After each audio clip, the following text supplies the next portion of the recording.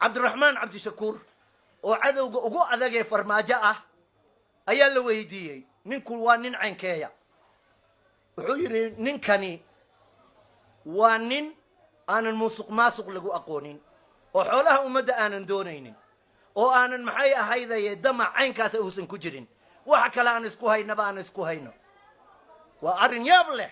musuq maasuq iyo xoolaha ummadeed iyo maxay ahaydaye damiirkiisa uma soo dhowa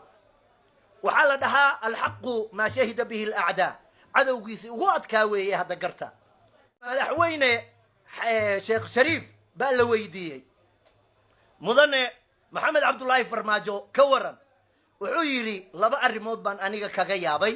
oo uu ninkaa ku sarreeya oo waa maxay wuxuu yidhi nimankii la oran jiray beesha lixaad oo gaalada ahaa cunuhu qabtay meel buu iska saaray arrinkaas aniga waqtigaygii haddaan fahmi lahaa meel baan saari lahaa buu yidhi waa nin sharaf leh shariifka waa taqaanaan waa ragga meesha maraya dadka ugu qiimaha badan run buu furay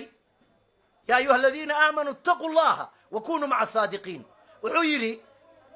gaaladii buu horta meel iska saaray qodobka labaad aan ninkaa kaga yaabay wuxuu yahay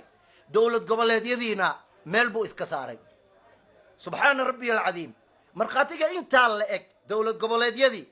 meel la saaro ilaan waddanka dowlad buu leeyahay dowlad dhuxuu leeyahay waddanku duwaylaad lagama dhigi karo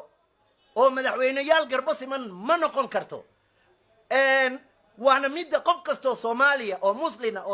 oo sharaf leh oo damiir leh uu doonayo weeye in kala dambayntu ay sarrayso wuxuu yidhi labadaa qodob dhammaanteen waxaan markhaati ka nahay ilaa iyo maanta in dowladdii soomaaliya iyo xukuumaddii farmaajo iyo maamulkeedii lacagtii ugu dambaysay hadda ay bixinayeen aniga ma tirinayo waxyaalahu qaybiye intaas bes aan kaga baxaya